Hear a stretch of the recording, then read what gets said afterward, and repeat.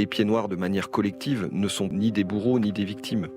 Le fait de comprendre comment le colonialisme était un système et comment il a enfermé, bien sûr, les Algériens, mais aussi les Européens dans ce système-là, ça permet de sortir de cette binarité. La colonisation a été un accaparement illégitime des terres, et puis une succession de crimes contre l'humanité, de crimes de masse, etc., de violences extrêmement difficiles, et la mise en place d'un système colonial inégalitaire et qu'on peut considérer comme injuste.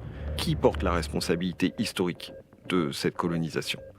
Le problème, c'est qu'il y a le sentiment que les Français d'Algérie portent cette culpabilité pour les autres, alors que c'est bien la France, en tant qu'État, qui a fait ce choix de la colonisation et qui l'a organisé, et qui a placé les Européens d'Algérie dans ce système-là. Et le fait que la France n'ait jamais reconnu ou n'ait fait ce travail de reconnaissance de responsabilité du fait colonial, du colonialisme en lui-même, ça fait que beaucoup d'individus portent la culpabilité historique à la place de la société.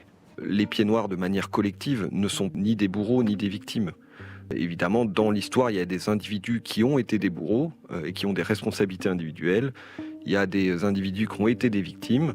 Mais globalement, le fait de comprendre comment le colonialisme était un système et comment il a enfermé, bien sûr, les Algériens, mais aussi les Européens dans ce système-là, ça permet de sortir de cette binarité.